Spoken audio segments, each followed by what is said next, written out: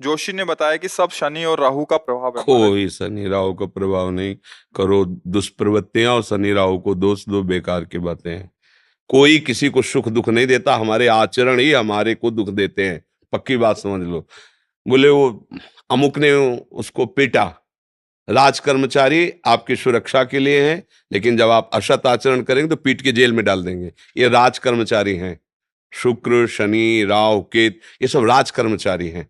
असद आचरण वालों को जलाते हैं, दंड देते हैं, और सदाचरण वालों को, चाहे जिस नक्षत्र पे बैठे हो, चाहे ग्रह पर किसी भी बैठे हो, ये सदैव अनुकूल रहते हैं। ये भगवत पार्षद कोई ऐसे वैसे नहीं है।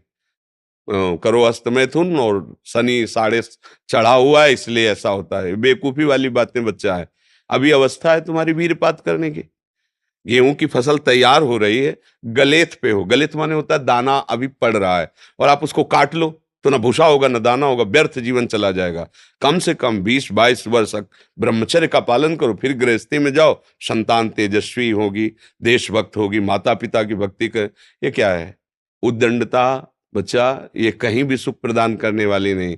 ज्योतिषाचार्य दुनिया के आचार्य सब उसी परम पिता परमात्मा के ज्ञान को ही बता रहे हैं। जो सही माने में ज्योतिषाचार्य हैं, वो सबसे बड़ी ज्योतिष ये है कि भाग्य विधाता हमारे कर्म हैं। अवश्य में भोक्तव्यम कृतम कर्म शुभाशुभम। ठीक अपने कर्म कर लो, कोई तुम्हें बिगाड़ दे तो मैं बताना। हमारे कर्म पूर्व के या वर्तमान के, वही हमारी दुर्गति करते, दूसरा कोई सृष्टि में नहीं।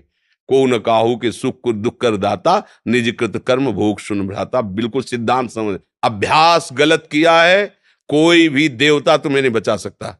गलत अभ्यास किया है, अपना नाश स्वयं कर रहे हो, किसी देवता या किसी का दोष नहीं। काले कर्म ईश्वर ही मिथ्या दोष लगाए। ये आचरण गंदे बंद करो बच्चा। नाम जप करो, सात्विक आहार करो, आधा घंटा दंड बैठक मारो, व्यायाम करो, दौड़ो, अभी सब ठीक हो जाएगा। अरे पीछे गलती, यद्यपि ये गलती ऐसी पूरे जीवन भर भोगना पड़ता है, क्योंकि बाल्यावस्था का वीरपात बिल्कुल जीवन को नष्ट कर देता है।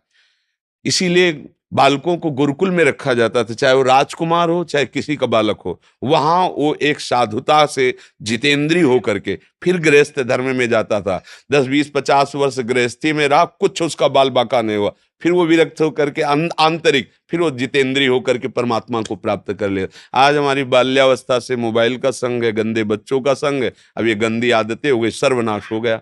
अब सोचो, ये अवस्था तुम्हारी चिंता सुख से ग्रसित होने की है, आनंद में उमगने की है। अभी नौ किशोर अवस्था है, ये तो मस्त